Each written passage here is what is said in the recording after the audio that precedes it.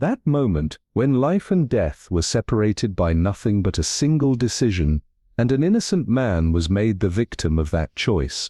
Miss Marple trusted every word she spoke, but there was one truth that was more dangerous than anything else, a truth that only existed in her mind. If she didn't reach the truth in time, a web of lies would ensnare the world, but would time be on her side? Did she have enough of it to expose the truth, or would something unexpected happen, something no one had ever imagined? The storm had not merely come and gone that evening, it had prowled, whispered, and clawed at the leaded windows of Blackwood Manor, its relentless drumming against the glass like ghostly fingers demanding entry. Now, in its wake, an oppressive silence clung to the air, thick and suffocating, the kind that settles only when something deeply unnatural has occurred. The vast corridors of the manor lay heavy in shadow, the sconces flickering, hesitant against the consuming dark.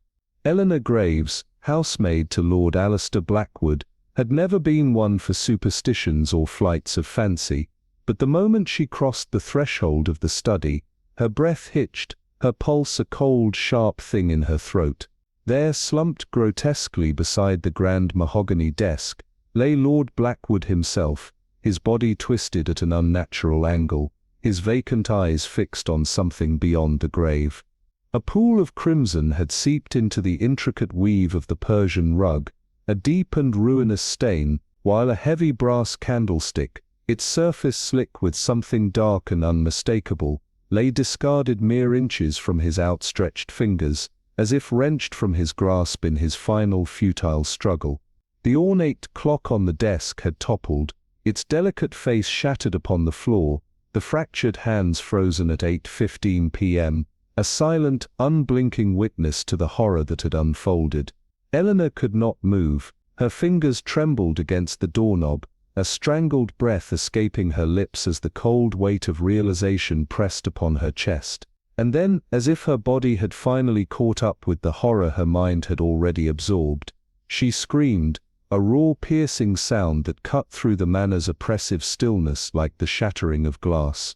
The echoes had barely begun to fade when hurried footsteps thundered along the corridors, urgent yet uneven, revealing more in their rhythm than any words could. The first to arrive was Julian Blackwood, the late lord's nephew and heir, a tall, sharp-featured man, whose usual air of indifference had been replaced with something unreadable, a flicker of calculation buried beneath feigned shock.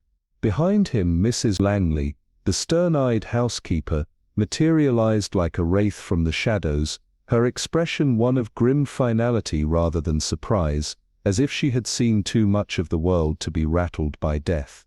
Others followed, the butler, his face set in stone, the young footman, shifting nervously at the doorway, and finally the village doctor summoned in haste, his coat still damp from the remnants of the storm.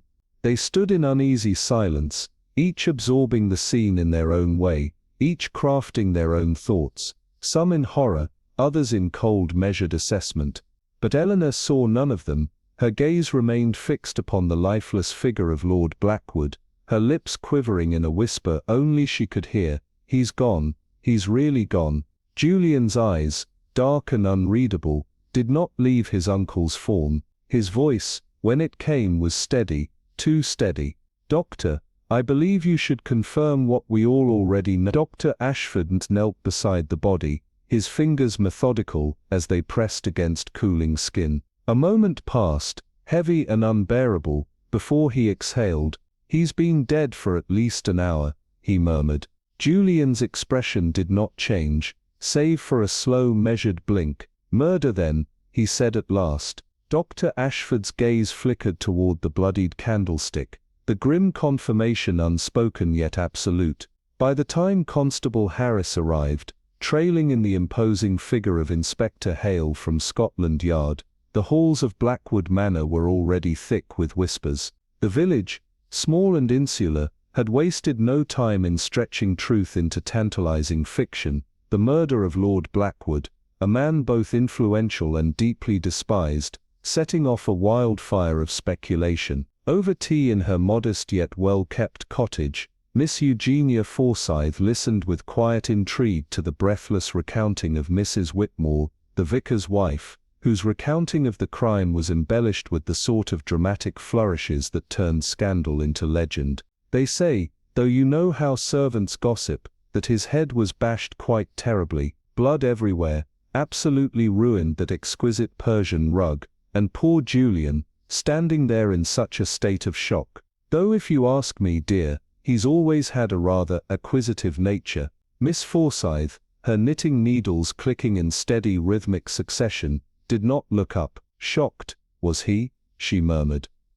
Oh, naturally, to find one's own uncle murdered in one's house, why it would unsettle even the steadiest of men. The old woman's lips curved ever so slightly, a knowing glint in her keen blue eyes. That would depend, she said softly, on whether he was truly surprised. There was a pause, a fraction of a second too long before Mrs. Whitmore let out a nervous little laugh. Oh, Miss Forsyth, you do have such a way with words. The elderly woman merely smiled, a kind and indulgent thing, but behind that smile, in the sharp depths of her gaze, the puzzle had already begun to take shape. By the time the first fragile light of dawn slowly unfurled over St. Mary Mead, the murder of Sir Geoffrey Poton had already worked its way into every conversation, from the rustic benches of the village green to the dim corners of the churchyard.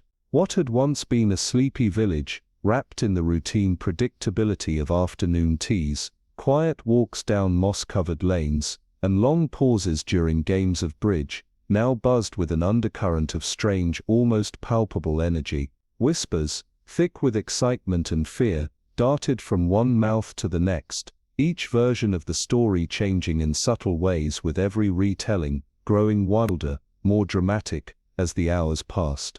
The villagers, always fond of a good mystery, had found their story. A murder of the wealthy and widely despised Sir Geoffrey was the kind of event that would keep them talking for weeks. At the Fox and Hound, the only pub that seemed to have retained any reputation, Mr. Elias Brooks, the butcher, leaned toward Mrs. Finch, the vicar's wife, his voice dropping low, thick with conjecture and malice. Bludgeoned, they say, he muttered, his words sounding more like an accusation than an observation. His eyes darted nervously around the room, as though the very walls might have ears. Blood all over that fine rug.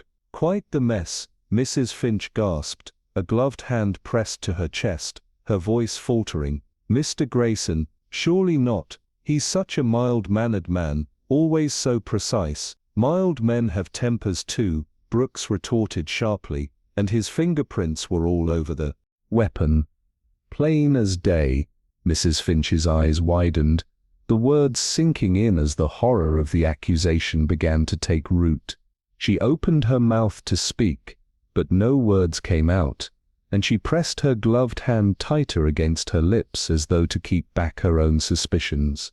Meanwhile, across the room, Miss Agatha Forsyth, the village's quietly observant widow, sat by the hearth, her hands steady as she poured tea from an ornate porcelain pot. Her eyes remained focused on the swirling steam, but her mind was already racing, considering angles that no one else could see. She knew better than to comment. She had been around long enough to recognize when a puzzle was unfolding, and right now the pieces were only beginning to fall into place. Constable Harper, who had never dealt with anything more complicated than a missing bicycle or a minor dispute over a garden hedge, stood awkwardly in Sir Geoffrey's study, notebook in hand, his face a study in confusion. Inspector Gray, a man whose career had been shaped by dealing with the messier aspects of life, stood beside him, eyes sharp and calculating as he took in every detail of the scene.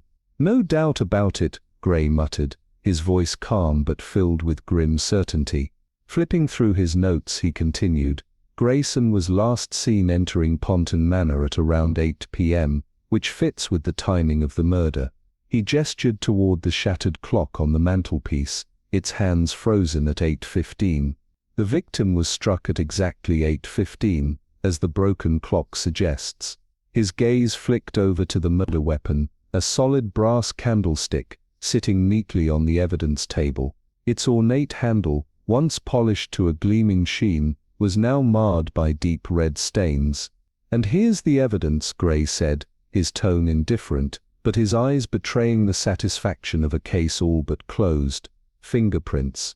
All over it." Harper, ever eager to contribute, spoke up. "His fingerprints, Inspector. Right there, plain as day."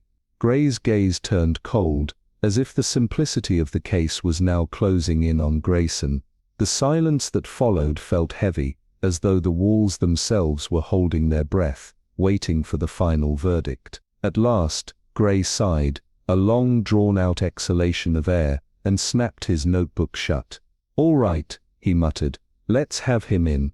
Albert Grayson, a man whose life had been one of careful order and gentle habits, was roused from his bed at an ungodly hour, his sleepy confusion evident as he was pulled from his modest cottage on the village's edge. He had barely had time to fasten his waistcoat before he was deposited in the cramped, unwelcoming sitting room of the local police station. Grayson's demeanor was one of discomfort, his slight figure hunched as though trying to shrink into himself, a man who had never been forced to face such scrutiny. He was a teacher, a man who liked his routines, who would never raise his voice or make a scene, and yet now, under the harsh scrutiny of Inspector Gray, he seemed too convenient, too innocent, but also too suspicious. Inspector Gray observed him with an intense focus, as though trying to discern the truth from the very fibers of his being. "Grayson," Gray began, his tone sharp but measured, "you were seen entering Ponton Manor at precisely 8 p.m. Yet no one saw you leave." Grayson's eyes flickered nervously, his body stiffening slightly as he considered his response. "Yes, Inspector," he said quietly, his voice trembling, "that is true, but I did not see Sir Geoffrey. I simply slipped a letter under his door and left." "And yet," Gray continued, "we found your fingerprints on the very candlestick that killed him." For the first time, genuine fear flickered across Grayson's face. His hands, once neatly folded in his lap, now trembled slightly. He swallowed hard. "I don't understand," he whispered. "I never touched it." Harper, who had been standing at attention beside the fireplace, snorted, clearly unimpressed. "Yet, there they are, plain as anything." Grayson shook his head desperately, as though denying the evidence might somehow undo it. "I didn't touch it, I swear." The words were spoken with such intensity that Gray found himself pausing. Grayson's desperation was palpable, and yet, something about it felt off. Gray had dealt with liars and criminals for years, and while Grayson was certainly shaken, his reaction felt strange. Not the panic of a guilty man, but the trembling disbelief of someone caught in a web far beyond their understanding. "Tell me again," Gray said slowly, his gaze narrowing. "You slipped a letter under Sir Geoffrey's door and left, and you never touched the candlestick." Grayson nodded frantically, his eyes wide with fear. "Yes, I swear it.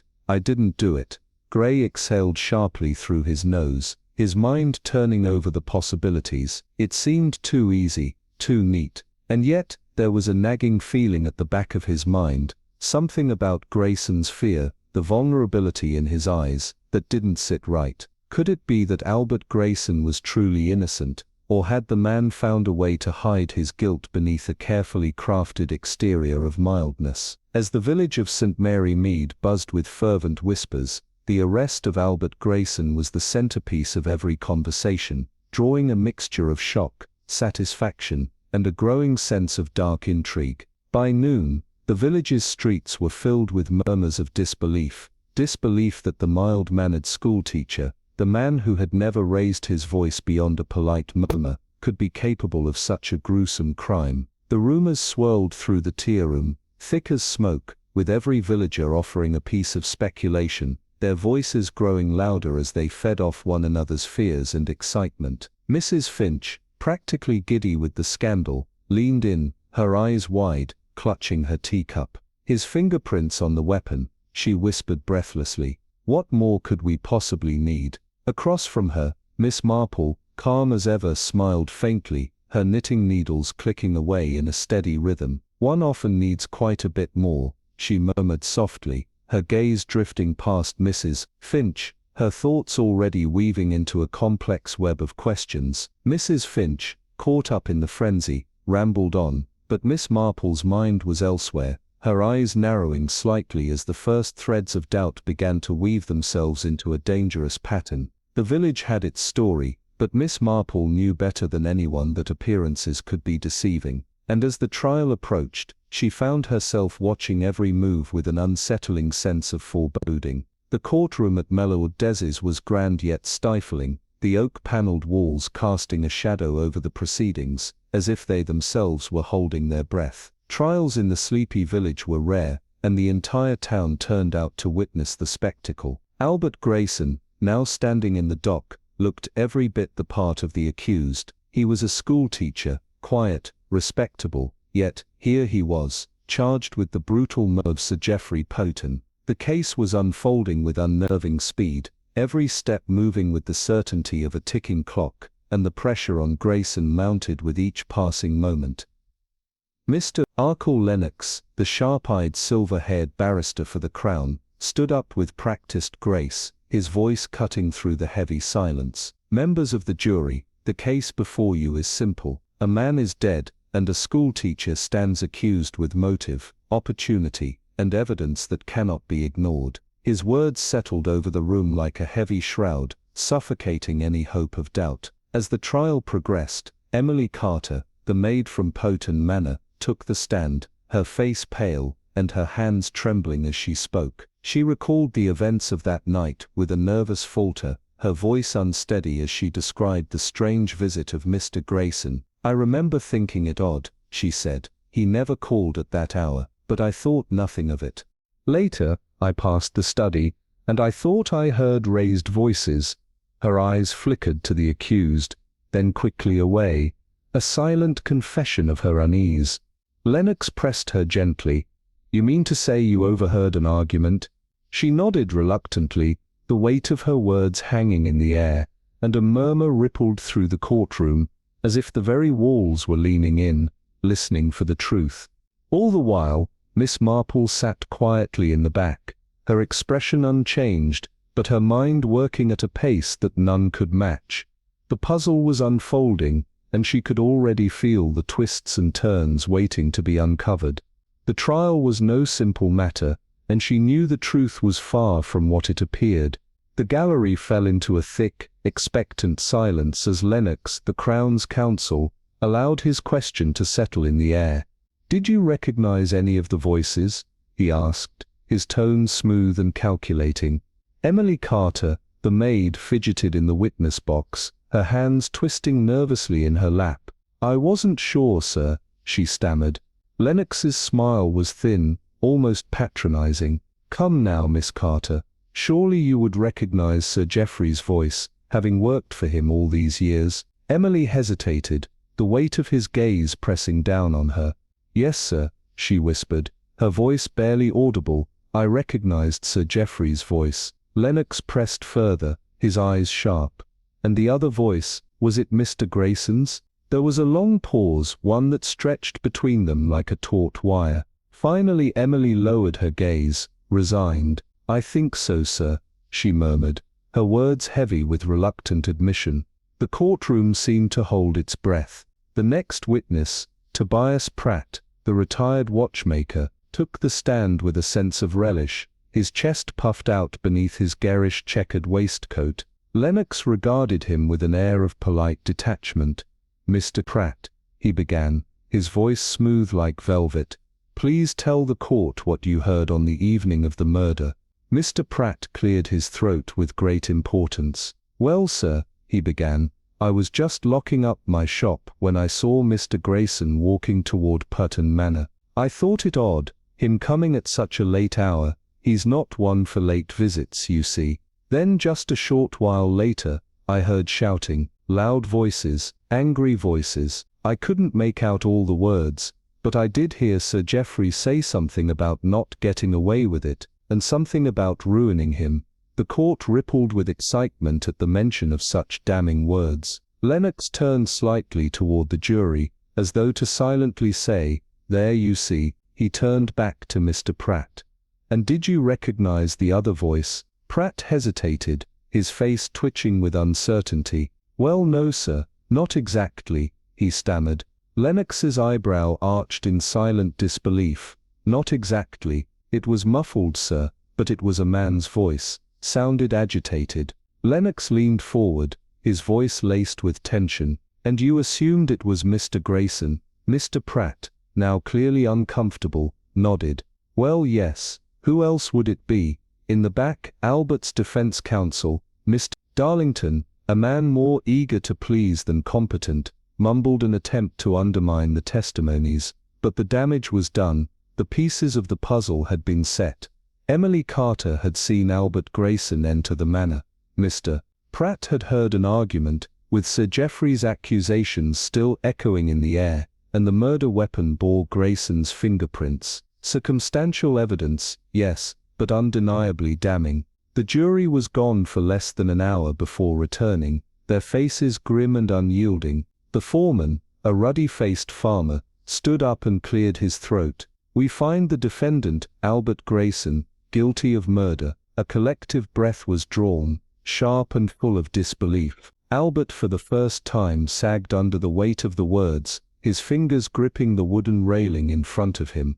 The judge, a stern figure, whose spectacles glinted in the light, adjusted them with a deliberate motion before speaking in measured tones. "Albert Grayson, you have been found guilty of the murder of Sir Geoffrey Putton. You are hereby sentenced to death by hanging, to be carried out 7 days from today. May God have mercy on your soul." A cold, terrible silence swept over the court. Even the air seemed to freeze. Miss Marple, who had remained an unwavering presence throughout the proceedings, did not flinch. Her knitting, once so methodical, lay forgotten in her lap as she gazed forward, her expression unchanged. Outside the courthouse, the sky was an oppressive gray, stretching endlessly over the rooftops of the village. Mrs. Finch, ever the gossip, dabbed at her eyes with a handkerchief. "Well, it's done. Poor Mr. Grayson," she murmured, a hint of satisfaction beneath her sorrow. "But what can one do?" Miss Marple's hands, folded neatly over her handbag, gave a small, thoughtful smile. "One can always do something," she murmured softly, her voice laced with a quiet resolve. She turned away from the crowd, stepping toward the waiting carriage with deliberate purpose. After all, Albert Grayson was innocent, and Miss Marple intended to prove it. The air around the courthouse felt thick with tension, the weight of the verdict pressing down upon the assembled villagers like the calm before a storm. The oak-paneled walls seemed to close in as the judge's final words echoed in the silence. "You are sentenced to death by hanging." The words hung heavy in the air, almost unbearable in their finality. Albert, his face pale and drawn, barely moved as the verdict was read. His hands, trembling slightly, gripped the railing in front of him, but his eyes remained fixed, unfocused, as though he were already lost in thought,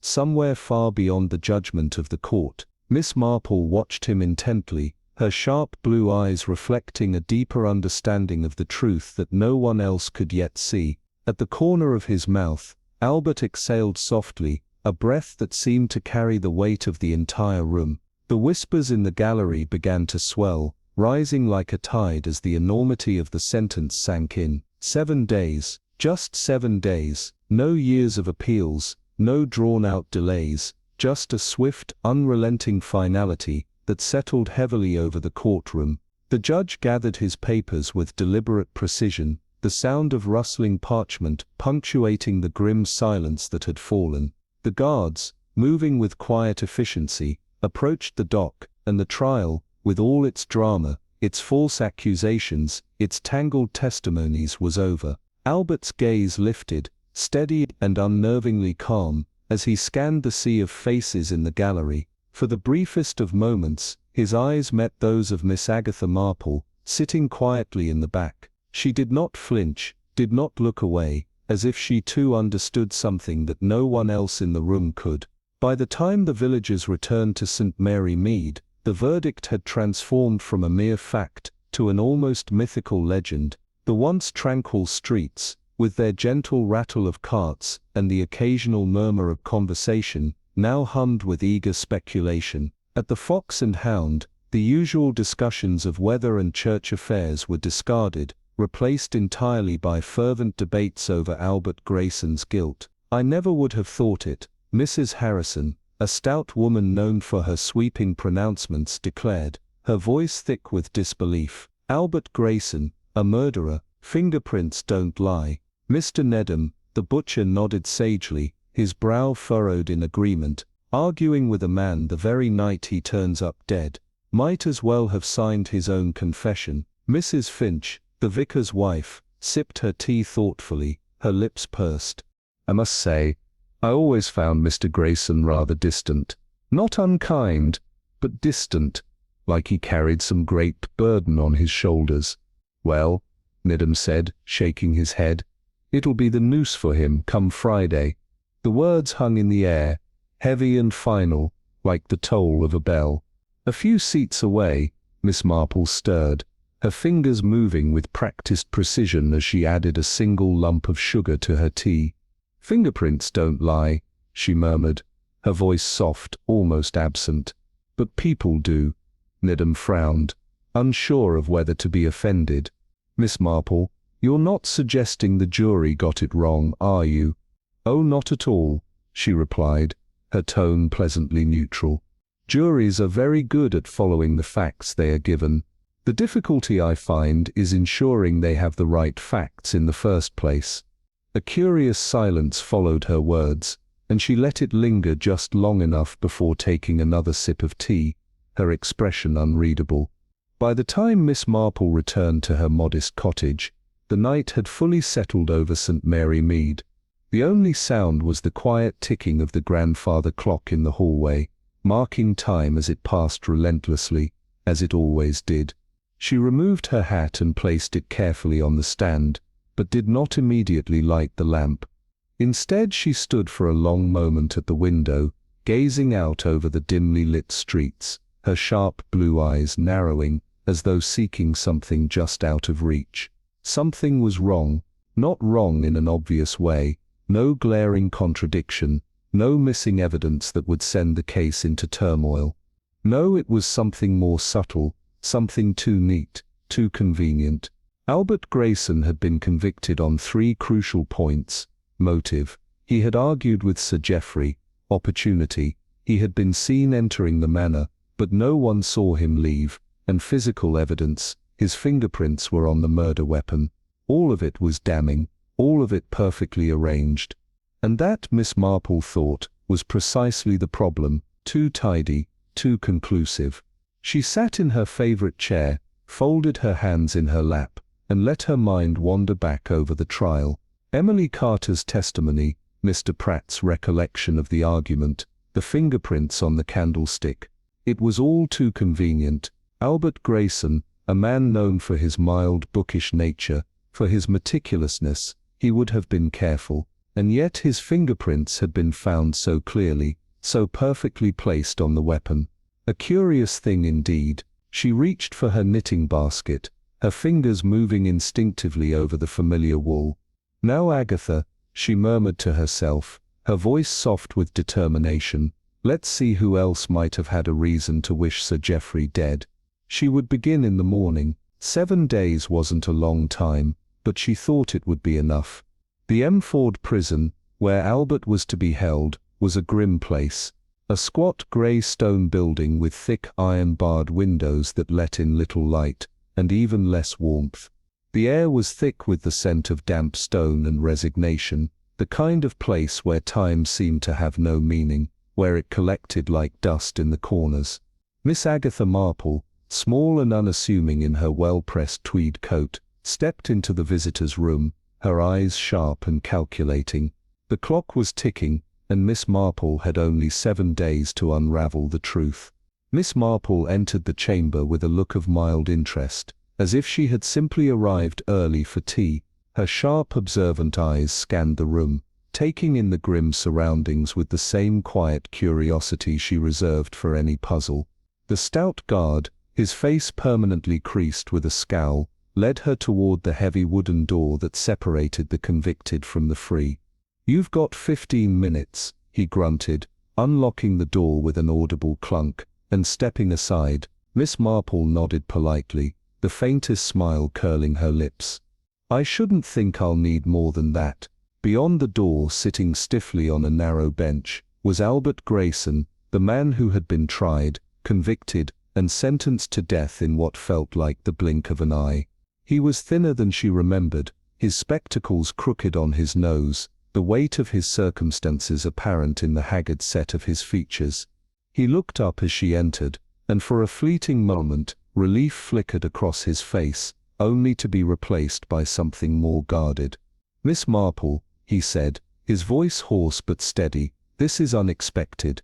She took the seat opposite him, folding her hands neatly over her handbag, her expression unchanging.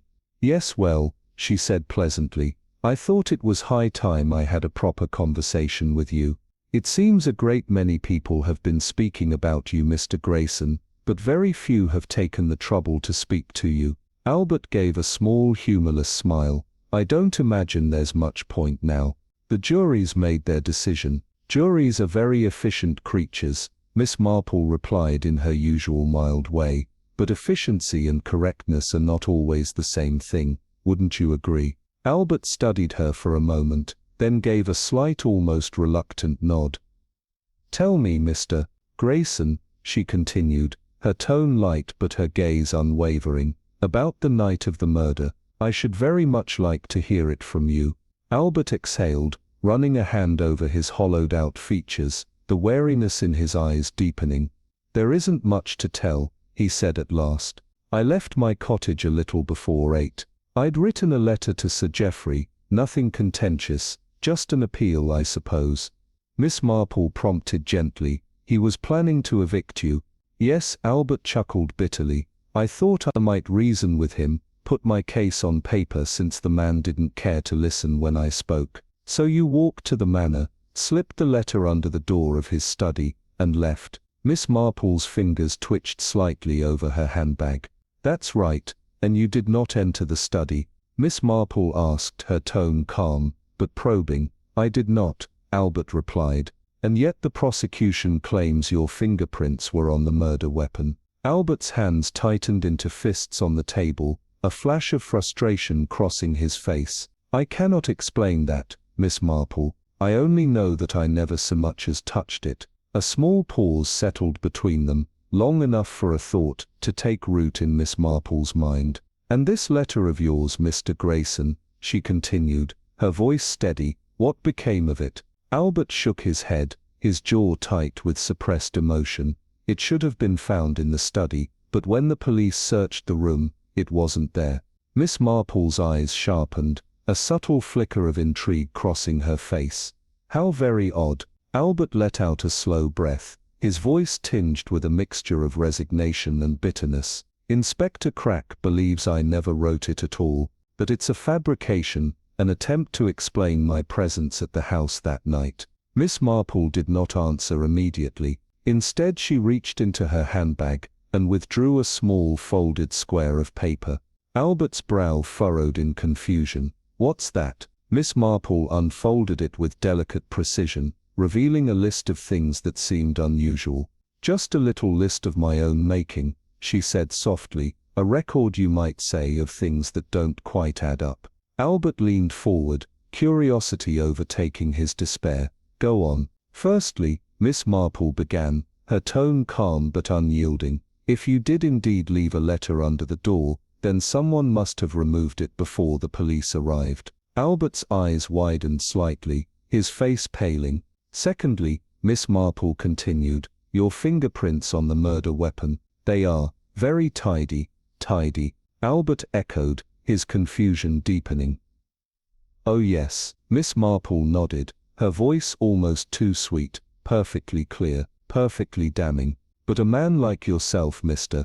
Grayson, a careful man, a school teacher accustomed to order, doesn't seem the sort to handle a brass candlestick so indiscreetly, does he? Albert's mouth parted slightly, but no words came. Miss Marple smiled sweetly, her gaze steady. Which leads me to my third point. If someone took the trouble to remove your letter, and if the fingerprints were, let's say, too convenient, then I must ask myself, who benefits from your conviction? Albert sat back, the first flicker of something like hope crossing his face. "You believe me," he murmured, his voice barely a whisper.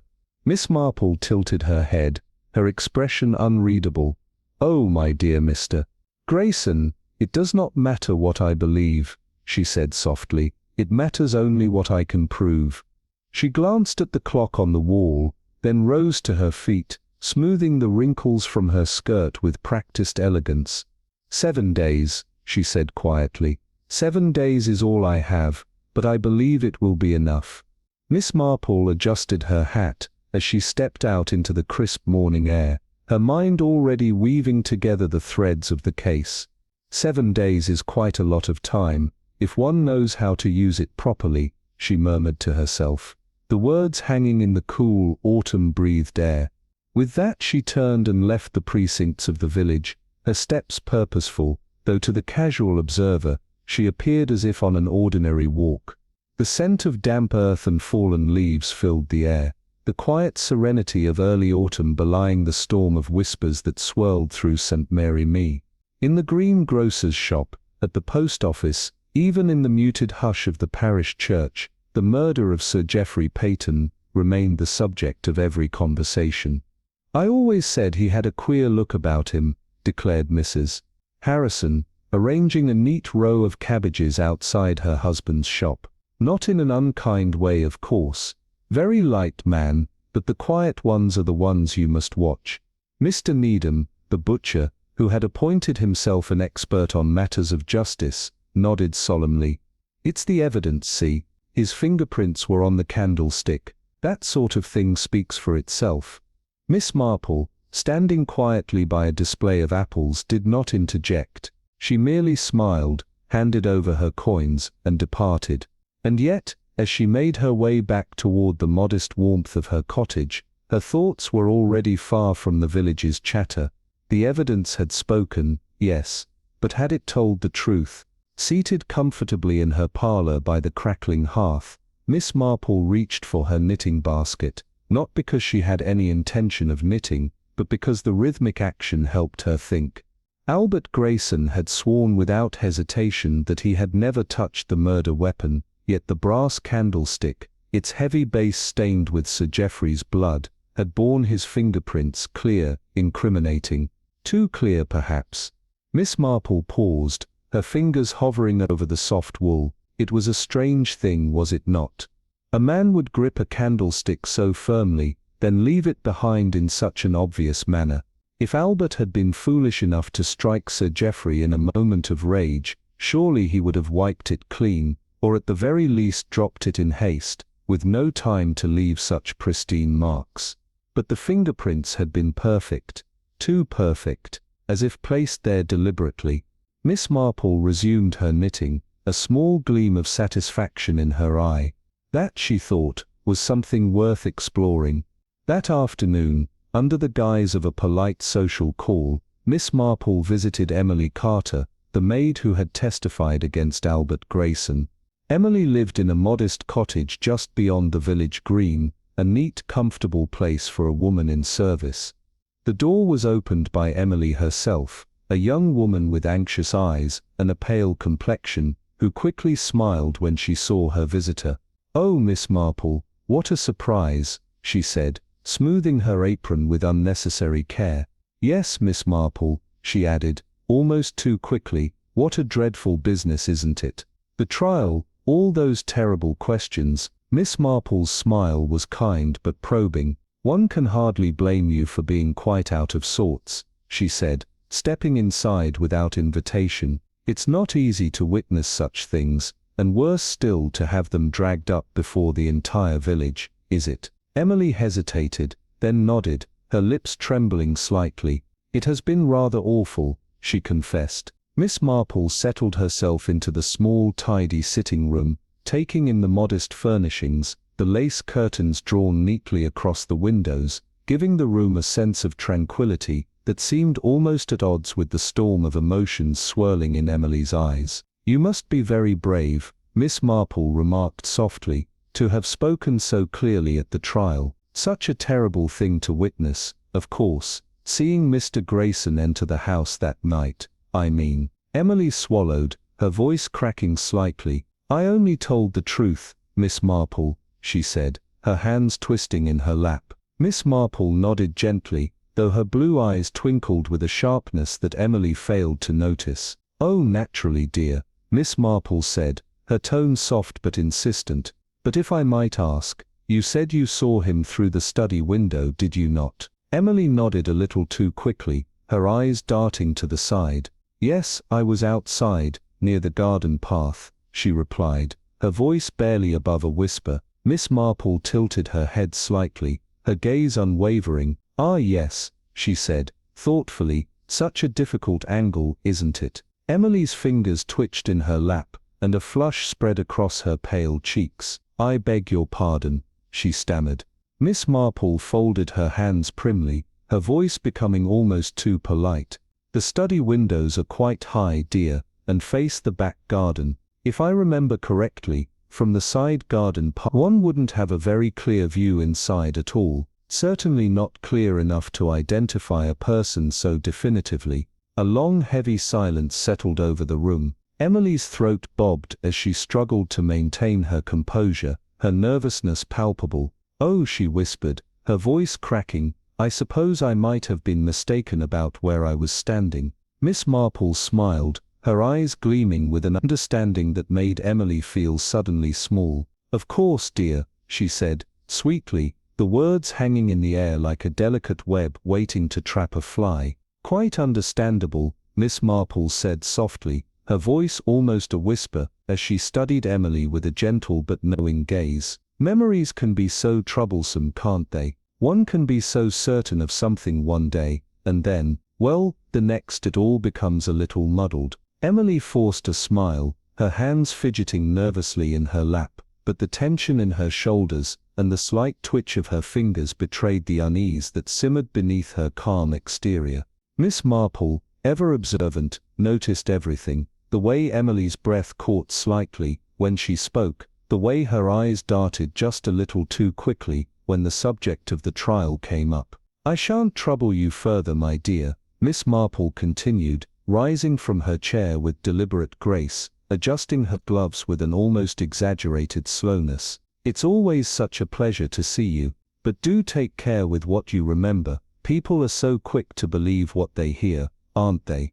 Her words hung in the air like a subtle threat, delicate but sharp. As Miss Marple stepped out into the cool afternoon, the smile that had been so carefully placed on her lips faded, replaced by a gleam of quiet calculation in her eyes. She had seen it, the slight tremor in Emily's hands, the barely perceptible flicker of panic that danced behind the maid's calm expression. Emily Carter had lied, and Miss Marple found that fact very interesting indeed. As Miss Marple walked through the village, the cool breeze carrying with it the scent of freshly turned earth and the fading warmth of autumn, her thoughts turned back to the case. There was something peculiar about the dead, she mused, something almost mystical.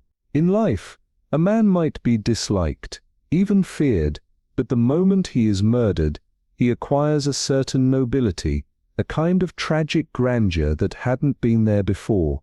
It was certainly the case with Sir Geoffrey Peyton, at least among those who had never met him. To those who had known him, his tenants, the business associates he had betrayed, the relatives he had treated with such open disdain, his death was greeted with everything from muted surprise to a quiet, almost satisfied relief. Sitting in the corner of the Fox and Hound later that afternoon, Miss Marple listened intently as Mr. Caleb Norris, the village solicitor, recounted the financial troubles that had plagued Sir Geoffrey's estate. His words were slow and deliberate, as if to emphasize the complexity of the situation. Complicated, yes, Norris murmured, stirring his tea absently. And not to mention, highly disagreeable. Miss Marple smiled politely, her gaze unwavering as she allowed him to continue. He was rather unpopular, wasn't he? She asked, her voice light but cutting, probing for more. Norris let out a short, dry laugh that lacked any real amusement. My dear Miss Marple, I've been practicing law for 35 years, and I don't think I've ever known a man who had quite so many people actively awaiting his demise." Miss Marple's smile remained, though inwardly she felt a small thrill of satisfaction. "How interesting," she murmured, leaning slightly forward, her hands folded in her lap. Norris sighed, shaking his head. "Let's begin with Henry Peyton, shall we? The nephew." Miss Marple tilted her head slightly, feigning mild curiosity. "Ah yes, the one who was, shall we say, disappointed by the will," she suggested, her voice soft, coaxing. Norris chuckled dryly. "More like outraged," he corrected. "Henry was meant to inherit the estate. It was always expected. His extravagant tastes, his bad investments, debts he could never pay off. But then," he paused, leaning forward, his voice dropping conspiratorially, "the will changed." Miss Marple's knitting needles clicked softly, the sound a pleasant contrast to the building tension. "And what did the new will entail?" she asked, her tone still light, but with an edge that made Norris hesitate before continuing. "Sir Geoffrey cut him off entirely," Norris said with a small frown, lowering his voice even further. "Disinherited him completely." Miss Marple's fingers paused mid-motion, her mind racing to piece together the implications of what she had just heard. "Dramatic, indeed," she murmured. Norris nodded, his eyes flickering with a mix of professional detachment and something darker. "The new will left the bulk of the estate to charity, with the remainder going to—" He trailed off, clearly reluctant to finish. Miss Marple's eyes sparkled with quiet amusement. "To whom?" she prompted.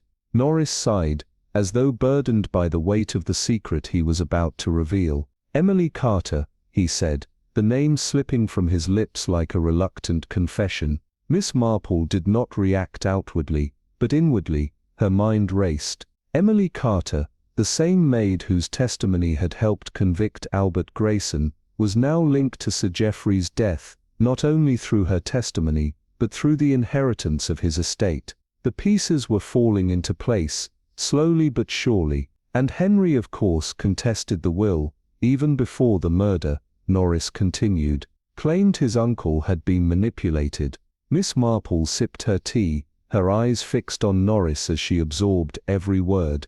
"And the will, was it ever executed?" she asked casually. Though her mind was far from casual, Norris shook his head, still in probate, which means, in the event of Sir Geoffrey's sudden passing, the previous will, naming Henry as heir, would likely remain valid.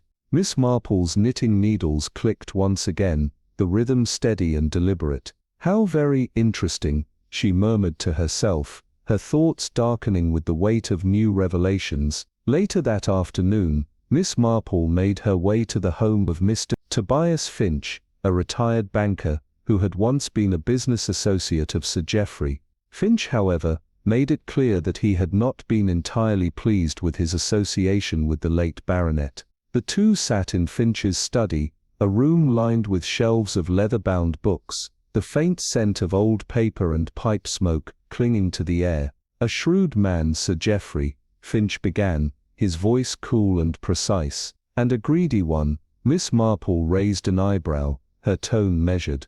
"Oh dear, that is rather a dreadful combination, isn't it?" Finch snorted, clearly in agreement. "He had enemies everywhere," Finch continued, his voice growing sharper. "Business rivals, former partners, investors who had been ruined by his dealings. He was exceptionally skilled at making money, at the expense of others." Miss Marple leaned in slightly, her gaze piercing. "Had any of these people, had any of them reason to harm him?" she asked, her voice low, almost conspiratorial. "Former associates, Mr. Finch murmured, his voice dropping to a conspiratorial tone. "Threatened Sir Geoffrey recently. There was Roland Vassar, a French financier. Sir Geoffrey had swindled him out of a rather substantial sum of money." Miss Marple's curiosity piqued, she leaned forward slightly. "And what did Mr. Vassar do?" she asked, her voice laced with an almost imperceptible edge. "Threatened him, naturally," Finch said with a dismissive wave of his hand, his eyes narrowing slightly. "Said he'd ruin him, make him suffer. He was in England at the time of the murder, you know, some business in London. Miss Marple took note of this, her sharp eyes never leaving Finch's face. Of course it would be terribly inconvenient for a foreigner to commit such a crime, she said, her voice casual, but laced with meaning. Finch chuckled, a faint smudge playing on his lips. Indeed, he said, his tone now slightly mocking, though I dare say a man like Vassar would never let such little inconveniences stop him. Miss Marple remained silent for a moment, her gaze flickering toward the large walnut writing desk in the corner of the room. "Tell me, Mr. Finch," she asked, her tone light yet deliberately pointed. "You've worked in finance for many years. What would you say is the simplest way to commit fraud?" Finch blinked, clearly startled by the question. "Fraud? Good heavens, Miss Marple, I wouldn't know anything about that." Miss Marple smiled sweetly, her knitting needles tapping gently together. "Oh, don't be modest, dear," she said, her voice honeyed with feigned innocence. "I simply mean, what would be the most convenient way for a wealthy man to avoid paying a debt?" Finch stared at her, processing the question for a moment. Then with a slow knowing smile, he said, "Well, that's easy. A man can always avoid paying his debts, Miss Marple, if he's dead." Miss Marple's smile deepened, her eyes glinting with quiet satisfaction. "Precisely," she murmured, her mind already racing ahead.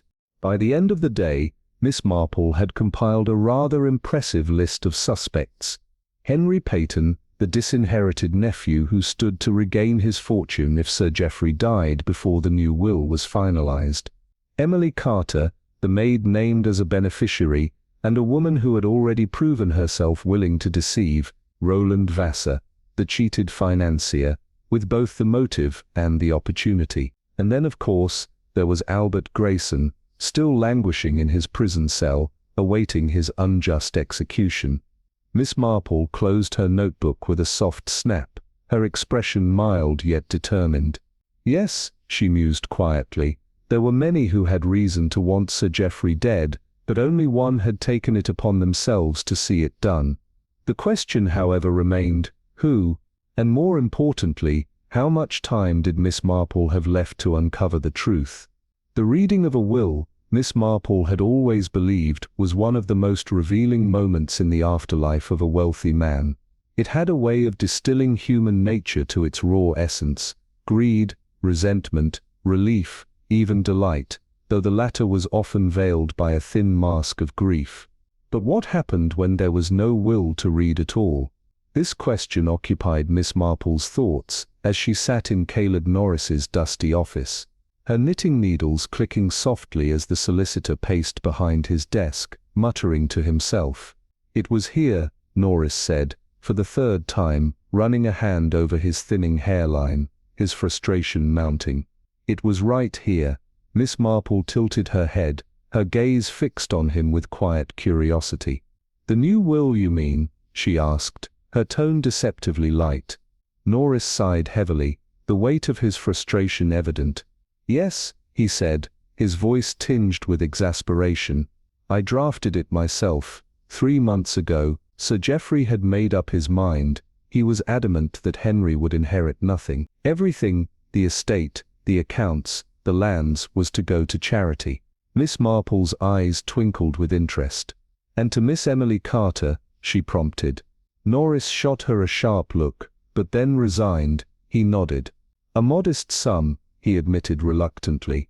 "But now the will is gone, and the only one left in my files is the previous will, the one in which Henry still inherits everything." Miss Marple's fingers paused in their rhythmic clicking, her mind working furiously. "How very strange," she murmured, her voice low, almost to herself. "Tell me, Mr. Norris," she continued, her gaze never leaving his, "when was the last time you saw the new will?" Norris scratched his chin thoughtfully, his frown deepening as he searched his memory. "It would have been a week before Sir Geoffrey's death," he said. "He came in to make one final amendment, nothing significant, just some minor language about investments. After that, it went into my filing cabinet, where it should still be." Miss Marple leaned forward, her interest piqued. "Did Sir Geoffrey ever take the will home with him?" she asked, her voice soft but insistent. Norris shook his head firmly. "Absolutely not," he said, his voice tinged with certainty. "He was very particular about legal matters."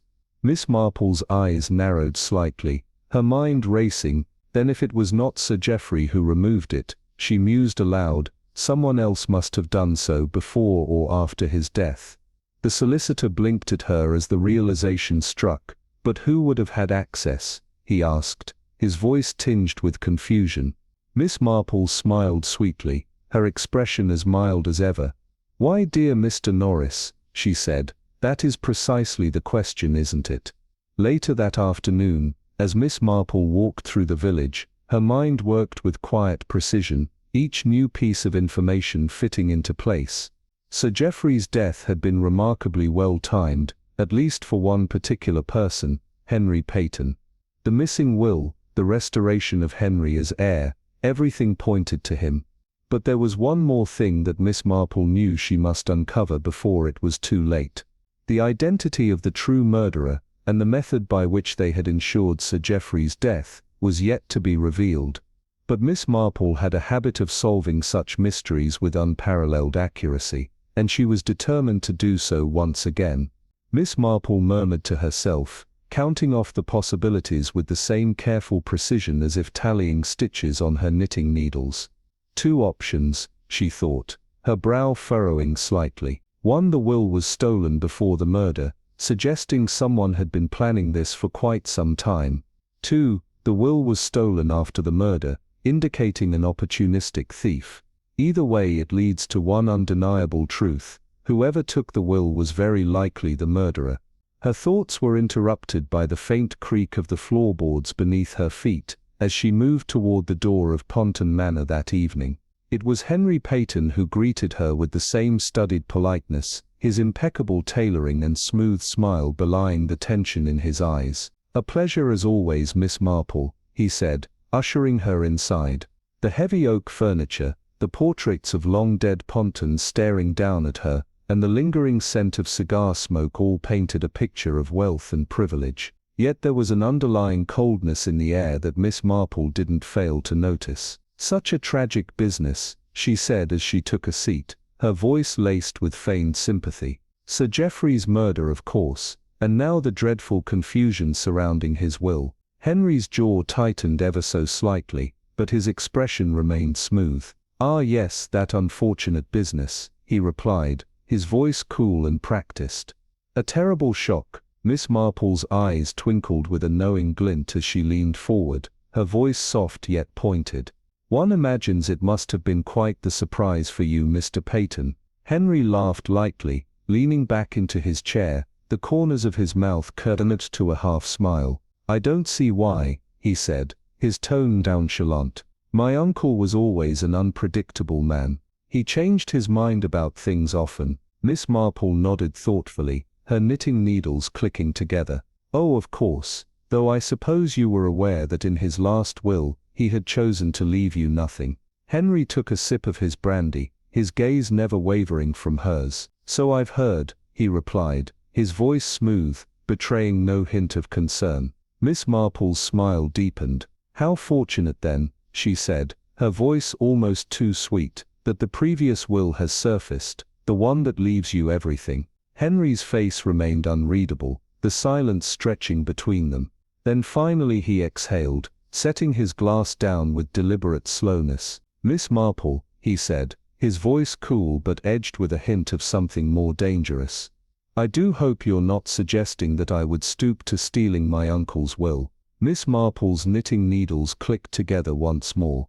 "Oh no, dear boy," she said with a soft smile, her eyes never leaving his. "I should think that whoever stole the will also killed Sir Geoffrey, and that, Mr. Peyton, would be quite a dreadful thing to accuse someone of, wouldn't it?" Henry held her gaze for a fraction too long, his lips curling into a faint unsettling smile. "Indeed," he replied softly, his tone laced with a dangerous calm. "Quite dreadful." As Miss Marple left Ponton Manor later that evening, the house loomed behind her, its ivy-clad facade and darkened windows casting a long shadowy silhouette in the moonlight. Once a home of wealth and privilege, it now seemed nothing more than a mansion of secrets. Miss Marple, clad in her sensible tweed coat, walked briskly up the gravel path, her cane tapping rhythmically against the stones. She had long known that night-time was an excellent time for quiet discovery. People spoke more freely when their guards were down, and besides, she had always believed that maids often knew far more than they ever let on. The door was answered by Emily Carter herself, her face flushed and her apron slightly askew. "Miss Marple," she stammered, smoothing down her dress. What are you doing here so late?"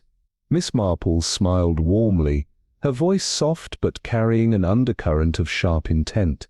"Oh, my dear, I was simply passing by and thought I'd have a word with you.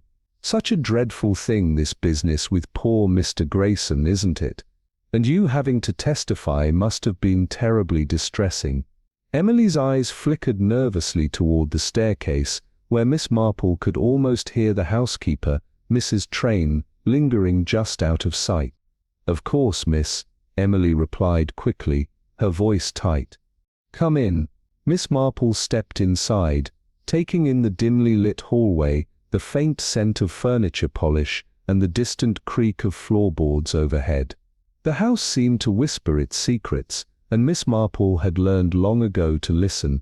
Emily led her into the small servants' sitting room, where the embers of a dying fire cast flickering shadows along the walls. The maid perched uneasily on the edge of a chair, her hands twisting nervously in her lap. Miss Marple settled herself into a chair with a sigh, her knitting needles clicking softly in her hands. "You said in your testimony that you saw Mr. Grayson entering the house at 8:15. Is that correct?" she asked mildly. Emily nodded quickly, her voice tense. "Yes, miss, I saw him clear as day through the study window." Miss Marple's needles clicked together once more, her mind already at work. "Curious," she murmured, her tone light and thoughtful. "From the garden path you would have had to be standing at just the right angle to see inside properly, and even then, with the curtains partially drawn, how could you have been so sure it was Mr. Grayson?" A heavy silence fell over the room, broken only by the faint ticking of the mantel clock. Emily's hands tightened, her voice trembling slightly. I know what I saw," she insisted, but her uncertainty was evident. Miss Marple smiled gently, her voice low and reassuring. "Yes, dear, but the trouble with knowing things, as you've probably heard, is that sometimes what we think we know is far from the truth." The maid's gaze faltered as she shifted uncomfortably in her seat. Miss Marple's quiet scrutiny was enough to unsettle even the most composed individuals, and she knew that the truth was always closer than people liked to believe. "Sometimes," Miss Marple mused softly, "one recalls things not as they truly were, but as one wishes them to be." Emily didn't respond, her eyes fixed on the dim glow of the fire, her cheeks flushed with shame. Miss Marple leaned forward slightly, her voice as gentle as the rustle of her knitting needles. "Tell me, my dear," she said with quiet precision, "were you covering for someone?" Emily's breath hitched, her fingers clenching the edge of her apron as she struggled to hold herself together. Then, with a soft sob, her composure shattered. "I didn't want to lie," she whispered, her voice trembling, but I had to." Miss Marple said nothing at first, her gaze calm and unwavering as she waited, her patience infinite. Like a cat waiting motionless at the edge of a mouse hole, Miss Marple allowed the silence to stretch, giving Emily the space she needed to confess. At last Emily's voice, barely more than a whisper, filled the room. "I wasn't in the garden at all," she admitted, her eyes darting toward the window before her gaze fell to the floor. "I was in the library." Miss Marple's eyebrows arched in subtle surprise. "Ah," she murmured, her voice a soft note of realization, "that is very interesting indeed." Miss Marple had never been one to believe in coincidences. When people made hasty decisions, when their stories didn't quite align, she knew there was always something hidden beneath the surface. And as Emily reached for a dust cloth to occupy her nervous hands, Miss Marple's sharp eyes caught the small detail, a folded note, carelessly tucked beneath a pile of linens. "Oh, my dear," Miss Marple said, her voice tinged with both curiosity and mild reproach. "What is this now?" Emily gasped, her face draining of color, but it was too late. Miss Marple had already unfolded the paper, her eyes scanning the delicate slanted script. The words were clear, the message unmistakable. "My dearest E, meet me in the library at 8 o'clock. We must speak before it's too late." "Ash!" Miss Marple's lips tightened slightly as she looked up at Emily, whose hands were now trembling, her face ghostly pale. "This letter," Miss Marple said quietly, "was from Henry Peyton, wasn't it?" Emily's breath caught in her throat, her eyes welling with unshed tears. She pressed a trembling hand to her mouth, and after a long painful pause, she nodded. "He told me to say I saw Mr. Grayson," she whispered. He said it was the only way to keep everything from coming out." Miss Marple leaned back in her chair, her mind whirring with the implications. "And what, my dear," she asked gently, "did he wish to keep from coming out?" Emily shook her head vigorously, her tears spilling over. "I don't know," she sobbed. "He only said that if people knew the truth, it would be worse." Miss Marple sighed deeply, folding the letter neatly and tucking it into her handbag with a soft click. "Yes," she murmured, her voice laced with quiet understanding. "I imagine it would be." As Miss Marple stepped into the cool night air, the chill of the evening seemed to settle into her bones.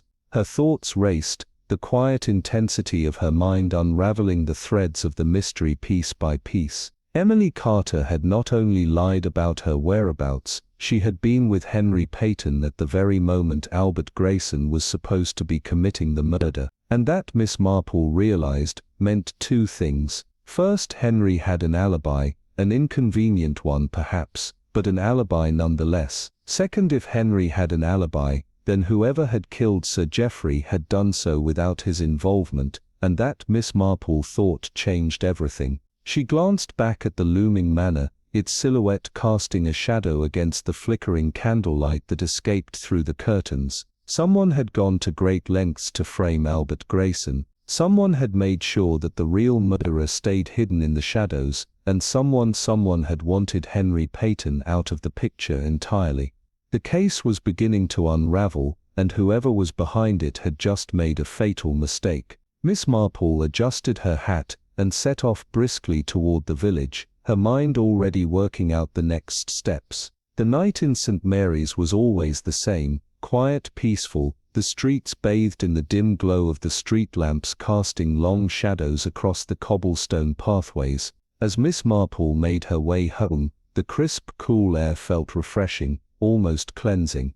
Her evening stroll was perfect for clearing her mind, allowing the puzzle to shift into clearer focus. The familiar bridge over the stream, the scent of damp earth in the air, everything was exactly as it should be. But just as she crossed the bridge, an unsettling feeling tugged at the back of her mind. She hadn't yet unraveled all the shifting threads of Sir Geoffrey's murder, and something gnawed at her, something she couldn't quite place. Her trusty bicycle stood by the nearby gate, its frame solid and dependable, its wheels always ready for a quiet ride. Miss Marple had always believed that a brisk evening ride was the perfect way to clear her mind. What she didn't know, however, was that someone had no intention of letting her get very far. As Miss Marple placed her hands on the cold metal handlebars, settling herself onto the saddle, the quiet of the village wrapped around her like a cocoon. She began pedaling, the faint squeak of the tires the only sound besides the rhythm of her steady breathing. The moon cast a faint silvery glow on the path ahead, illuminating her way as she glided through the peaceful village streets. But within moments, she noticed a subtle shift in the motion of the bicycle, as though something was wrong with the wheel. Before she could react, there was a sickening jolt, and the bicycle lurched violently to one side, the front wheel jerking sharply. Miss Marple struggled to regain control, her hands gripping the handlebars as the world tilted dangerously. The peaceful night had suddenly become a threat, and the danger she had sensed earlier was now a tangible, immediate reality. Miss Marple's hands tightened on the handlebars with a sharp, sudden jolt that shot through her spine.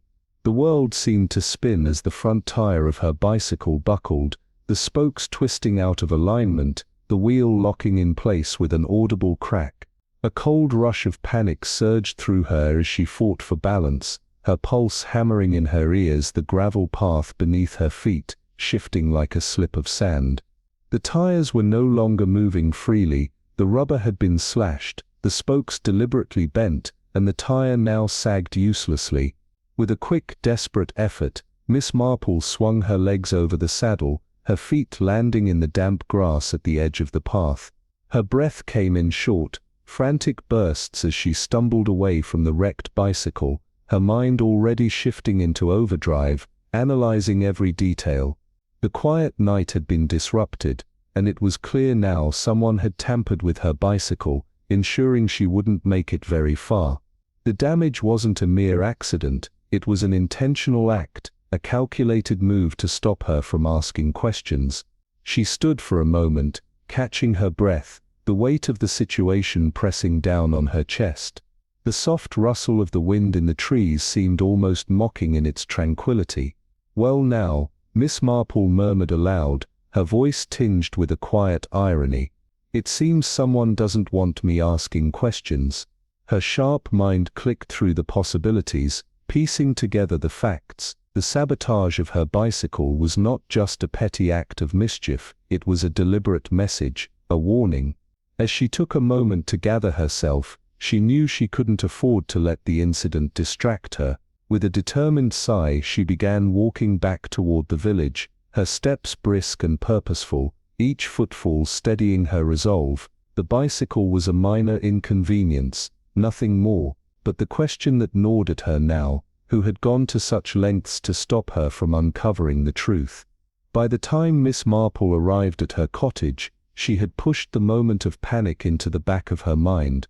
Nothing had changed in the larger scheme of things. The same forces were still at work, the same people behind the curtain pulling the strings.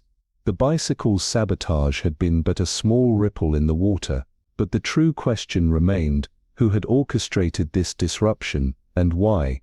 Miss Marple entered her cozy, well-kept home, her gaze sharp as she bypassed the lamp and went straight to the drawing room. The familiar sight of her desk, cluttered with papers and notes, greeted her, a testament to her methodical investigation. The pieces were all here, each one carefully examined, each clue stacked and sorted. The sabotage was a clear sign, a signal that someone was desperate to keep her from uncovering the truth about Sir Geoffrey's death. Her thoughts flowed quickly, almost too quickly to capture all at once. Albert Grayson's trial had always been a puzzle, a collection of loose ends that refused to be tied up neatly. But now, with each new detail, with each revelation, the picture was beginning to form, a picture that was far more intricate and dangerous than she had initially realized. The missing will, the tangled web of Sir Geoffrey's family, the suspicious dealings that seemed to stretch back years, these were the things that now demanded her attention. Whoever had orchestrated the murder wanted more than just the death of one man. They wanted control, power, and perhaps most telling of all, they wanted to ensure that Albert Grayson's name would remain tainted beyond redemption. As she sifted through the papers on her desk, her thoughts were interrupted by a sharp knock at the door. Her brow furrowed as she glanced at the clock, late even for St. Mary Say. With a quiet sigh, Miss Marple rose and moved to the door. Upon opening it, she found herself face to face with Inspector Caddock, the gaunt man standing in the doorway, his posture stiff, but his eyes betraying an unspoken urgency. "Miss Marple," he said, his voice low, "I trust I'm not disturbing you." Miss Marple smiled politely, though her mind raced. "Not at all, Inspector," she replied, her voice calm. "How may I assist you?" Caddock glanced over his shoulder as if ensuring no one was watching, then stepped inside. He shut the door with deliberate care, his eyes locking onto hers as he spoke in a hushed tone. "I need to ask you something," he said, his voice carrying an air of secrecy. "It concerns Albert Grayson and the evidence you've been gathering." Miss Marple, ever composed, raised an eyebrow slightly, but did not let her surprise show. Cadoc had never been one for small talk, and his sudden appearance was telling. The conversation was about to take a very different turn. As she led him into the sitting room, the autumn wind rattled the window panes, and the room seemed to close in around them. The normally peaceful atmosphere had shifted. Cadoc's presence was unsettling, as if something momentous was about to unfold. The village of St. Mary's, so familiar in its quiet simplicity, had suddenly become the backdrop for something far darker. Sir Geoffrey's murder had shaken the very foundation of this sleepy community, and now Miss Marple realized, the puzzle was far more complex than she had ever imagined. The truth hidden beneath layers of lies and deceit was about to come to light, though at what cost, she could not yet say. Miss Marple sat back, her fingers stilling in her lap as Reverend Clement's words echoed in her mind. "Dunwoody," she repeated softly, her tone a blend of curiosity and contemplation. The name had lingered with her from the moment it had left his lips, and now as she processed the details of Sir Geoffrey's last agitated conversation, the pieces of the puzzle seemed to shift into sharper focus. Clement, though a man of quiet demeanour, had been struck by the unnatural urgency of Sir Geoffrey's visit to the vicarage the day before his death. The gentleman had been unsettled, frantic even, and had spoken in hushed tones about a dangerous man, a man named Mr. Dunwoody. He had confided in the vicar, albeit reluctantly, about a business meeting gone awry, and a document he feared might fall into the wrong hands. Miss Marple felt a tightening in her chest. A document. Something that could have been the key to a secret, one that Sir Geoffrey had either failed to secure, or had been prevented from securing. A faint sense of unease stirred in her as she turned over these thoughts, trying to make sense of them. "Yes, a document," she mused aloud, tapping her fingers on her knee, her sharp mind already picking apart the thread. The Reverend had seemed confused at the time, unable to grasp the full extent of what Sir Geoffrey had feared. But now, with the murder hanging over them like a cloud, the puzzle had begun to take shape. Something had been hidden, perhaps something worth killing for. She gave a small, almost imperceptible nod, and then reached for her knitting again, her fingers steady as she resumed her work, hiding the intensity of her thoughts behind a mask of calm. "I believe," she said slowly, her voice soft but deliberate, "it's time to find Mr. Dunwoody." The next morning, as the village of St. Mary's went about its quiet, unremarkable routine, Miss Marple made her way to the post office.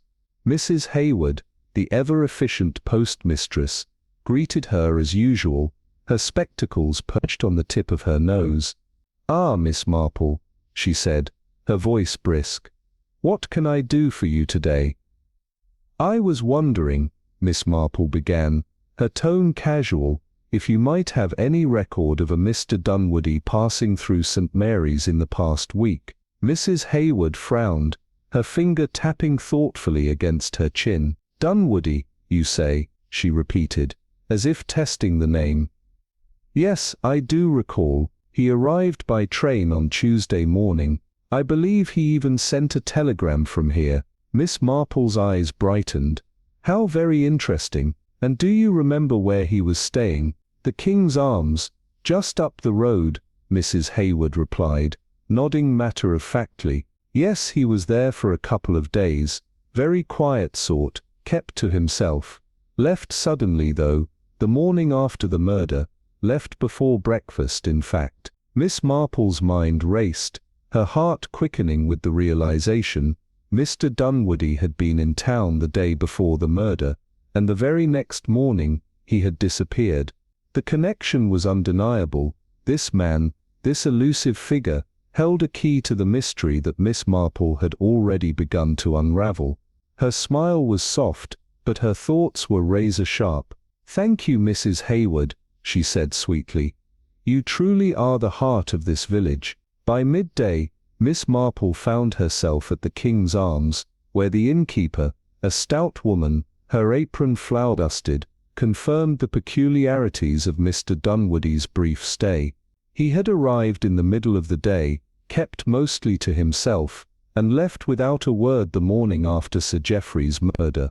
Odd fellow, he was, the innkeeper said with a frown, didn't seem the sort to make a fuss, but packed up and vanished just like that. The pieces of the puzzle snapped into place in Miss Marple's mind. A man who had been with Sir Geoffrey the day before his death, a mysterious document, and now a vanishing guest disappearing before anyone could question him. This was no ordinary business meeting. Something had gone terribly wrong. Her eyes narrowed as the weight of the situation settled upon her. There was only one thing left to do. She had to find Mr. Dunwoodie before the murderer did. Later that afternoon, in the grand drawing-room of Parkton Manor, the atmosphere was thick with tension. The heavy drapes, drawn just enough to let in the weak afternoon light, cast long shadows across the room. The mahogany fireplace stood cold, its dark mouth yawning like an ominous void. Miss Marple sat comfortably in a high-backed chair, her hands neatly folded in her lap, her calm exterior belying the sharpness of her mind. She appeared to be nothing more than a frail, elderly lady enjoying an afternoon in idle conversation, but anyone who knew her would see the gleam in her eyes, the quiet triumph of someone who had already connected the dots. The assembled guests, if one could call them that, were far from at ease. Henry Parkton stood by the fireplace, his usual charm slightly frayed, as though he was barely holding it together. Beside him, Emily Carter, the maid, sat rigidly, her hands clasped so tightly her knuckles turned white. Her eyes flickered to Henry every so often, betraying a flicker of something, fear perhaps, or guilt. Inspector Craik leaned against the doorway, his broad shoulders tense, arms crossed as he surveyed the room with a practiced air of indifference. The others, Mr. Norris, the solicitor, Miss Tame the housekeeper, Tobias Finch, a business associate of Sir Geoffrey, were mere observers, their faces masks of uncertainty. Miss Marple's sharp gaze swept over them all. Every person in this room had a story to tell, and each one of them had a role to play in this intricate web of lies. The truth was there, just waiting to be unearthed, and Miss Marple would be the one to find it. Miss Marple took another slow sip of her tea, the delicate porcelain cup, almost an extension of her hand. Setting it down with a soft clink, she straightened in her chair, her gaze fixed firmly on Henry Parkton, who stood by the fireplace, his usual nonchalance betrayed by the taut lines around his eyes. "Well, Mr. Parkton," she began, her voice carrying a cool certainty that cut through the room like a blade, "I think it's time we finally brought this to a close." A thick silence followed her words, heavy with anticipation. Henry, ever the master of composure, exhaled slowly, and offered a half-smile, one that didn't quite reach his eyes. "Really, Miss Marple," he drawled, the faintest edge of annoyance creeping into his voice, "are we to expect a confession, or is this simply your latest social experiment?" The air seemed to thicken with tension, but Miss Marple's calm demeanor didn't falter as she leaned slightly forward, her knitting needles idle in her hands. "Oh, I wouldn't dream of asking for a confession, Mr.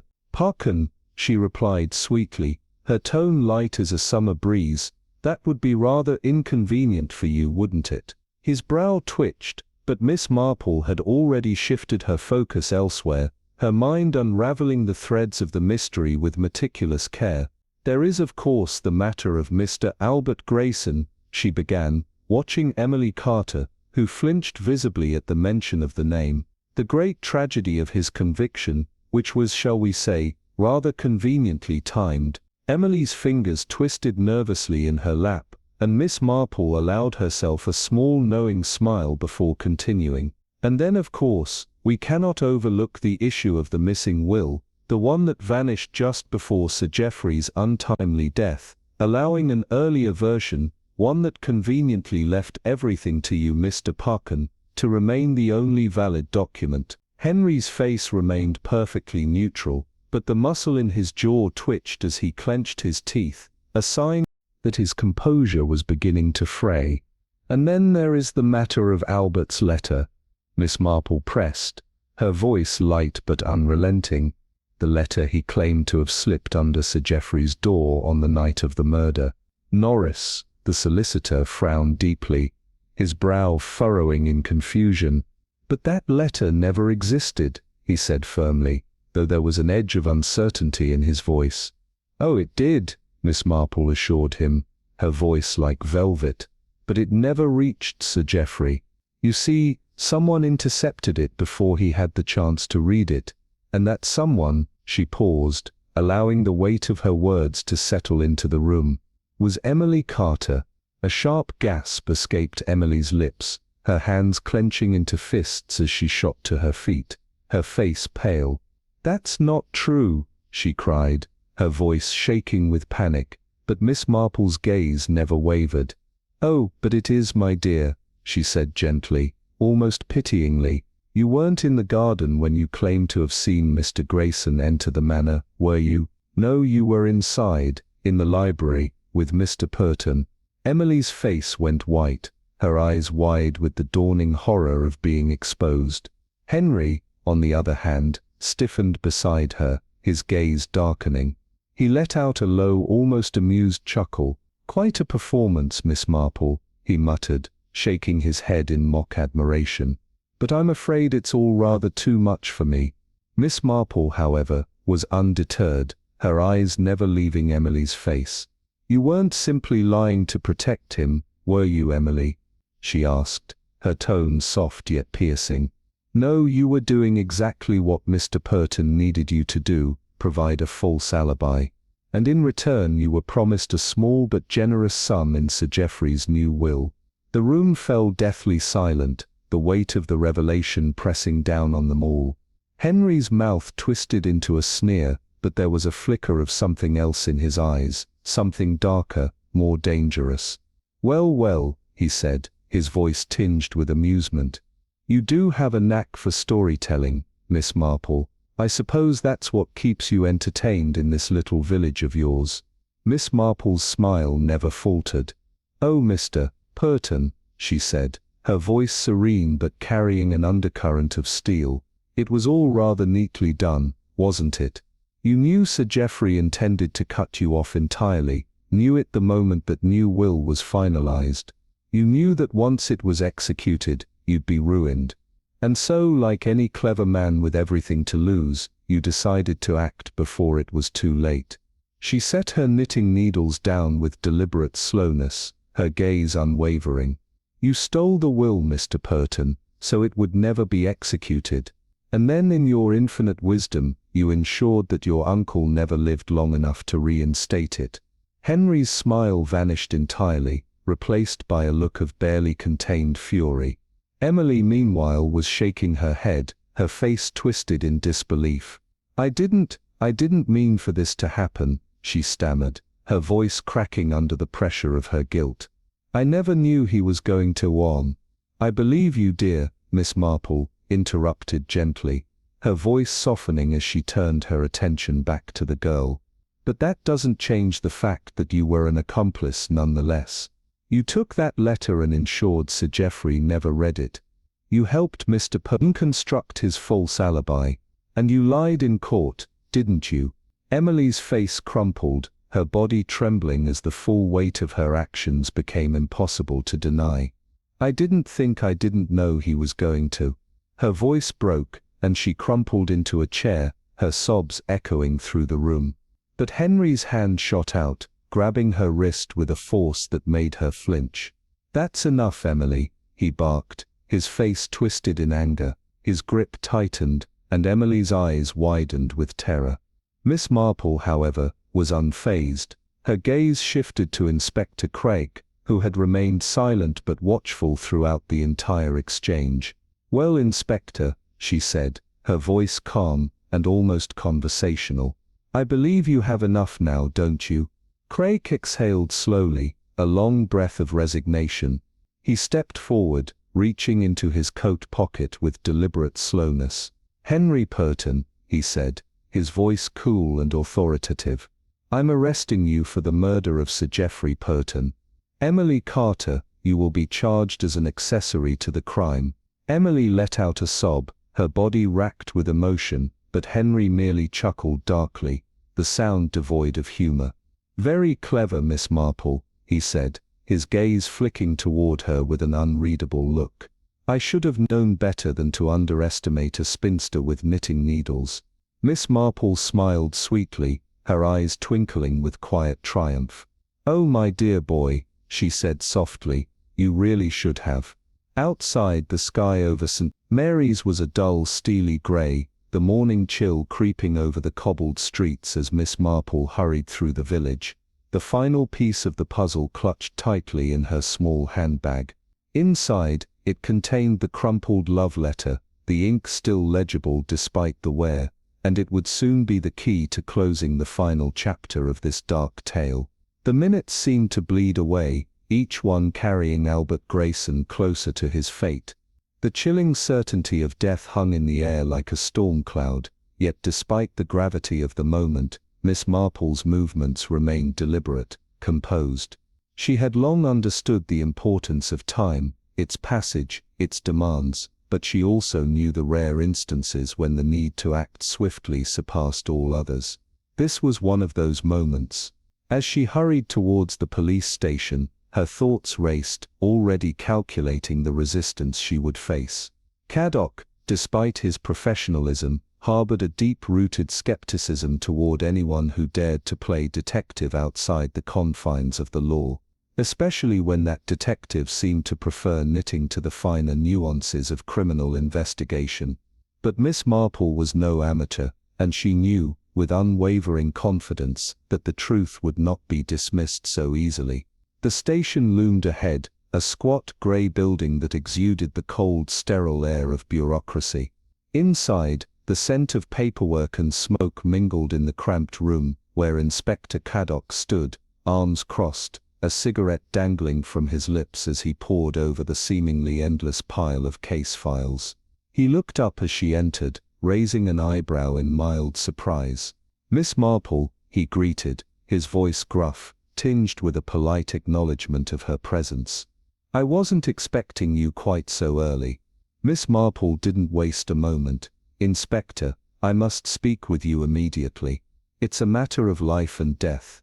Caddock sighed, rubbing his temples as though weary of yet another of her unsolicited interventions. "Miss Marple, if it's about a man's life, Inspector," she interrupted, her voice sharp, the urgency unmistakable. "A man who, unless we act within the next few minutes, will be executed for a crime he didn't commit." The words hit him like a slap, and for the first time Caddock straightened, his curiosity piqued. "Go on," he said, his tone shifting as the gravity of the situation began to sink in. Without hesitation, Miss Marple opened her handbag with practiced precision, withdrawing a crumpled piece of paper. She placed it firmly on the desk between them.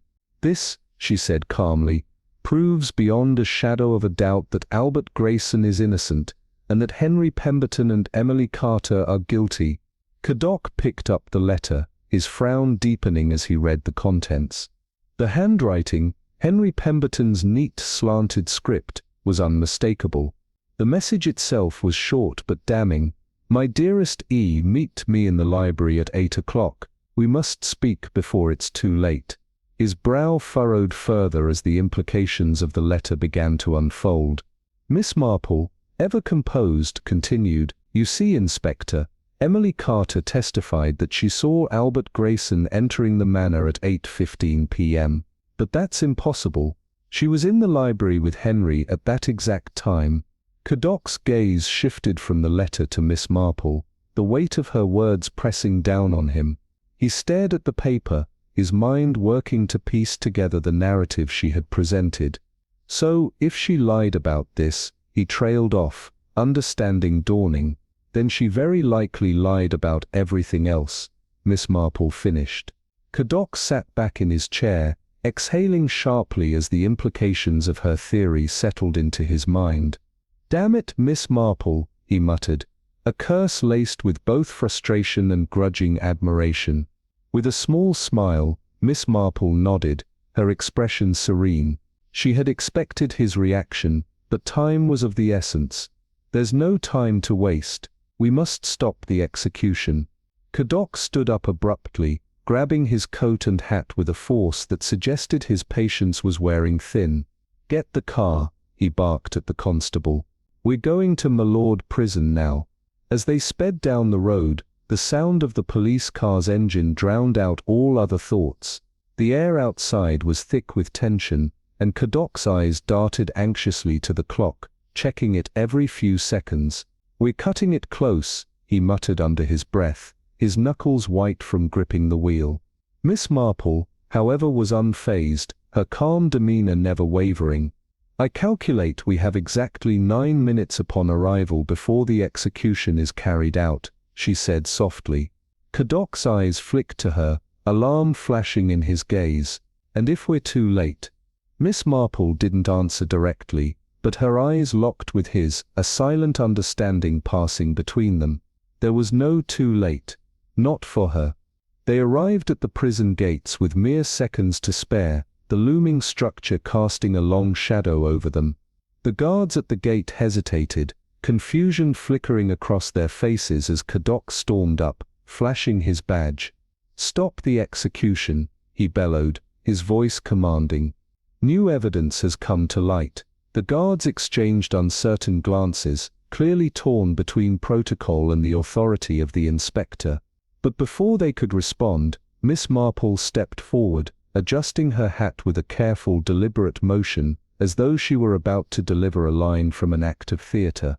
"Gentlemen," she said, her voice calm yet laced with an undeniable authority, "if you do not stop the execution this very moment, I will personally ensure your names are remembered in the worst possible way." Her words had the desired effect. The guards hesitated no more.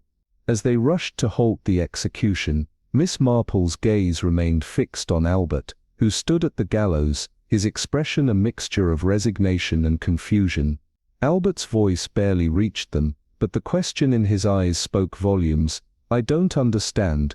The chaos of the courtyard swirled around them as guards rushed to carry out their new orders, their previous certainty shattered. Albert Grayson, who had made peace with his fate, now stood on the precipice of a second chance at life, the truth finally clawing its way to the surface. Albert Grayson stood frozen, his hands bound tightly in front of him, the cold bite of the rope tightening around his neck. The noose hung above him like a final, ominous promise from the executioner, and for a brief moment, Albert could almost convince himself that he had already stepped beyond the world, his body a mere shell waiting to be discarded. The murmurs of the chaplain, words of comfort that barely reached his ears, seemed distant and irrelevant. It was absurd, he thought, to be a school teacher, a man of reason, facing death in such a manner, as though he were no different from the common criminals he'd once taught about. His thoughts scattered like leaves in the wind, but in the deepest recesses of his mind, a sliver of hope lingered. What if Miss Marple had been right? Before he could even grasp the thought, the stillness was shattered. A voice, sharp and commanding, rang through the courtyard like a gunshot cutting through the silence. "Stop the execution." Albert's heart jolted. He snapped his eyes open, every muscle in his body reacting as though the words themselves had breathed new life into him. Inspector Cadoc burst into the courtyard, his overcoat flying behind him, his presence undeniable, his voice carrying with the full force of authority. "Stop this at once," he bellowed, his eyes locking onto Albert's with a fierce intensity. "Albert Grayson is innocent." The executioner, whose hands had been poised to complete their grim task, froze mid-motion, his gloved fingers still wrapped around the noose. The warden, a stern figure, with steely eyes and iron-grey hair, turned, his face a mask of irritation and begrudging relief. He demanded, his voice sharp, as though unsure whether to proceed with anger or compliance. "On the authority of the King's Court," Cadoc snapped, brandishing a sealed order from the Home Office, its wax seal still warm to the touch. New evidence has come to light. The real killer has been found. There was a moment of stunned silence, a beat where everything seemed to freeze in place. Then, like a dam breaking, the tension snapped. The guards rushed forward, untying Albert's hands and removing the noose from his neck, their movements a blur. The chaplain stepped back, visibly shaken, his prayers falling silent in the midst of this unexpected turn of events. Albert's mind struggled to comprehend the whirlwind of activity around him. His voice cracked from disuse as he whispered, "What's happening?" Before he could fully register the change, Miss Marple's calm, familiar voice reached him.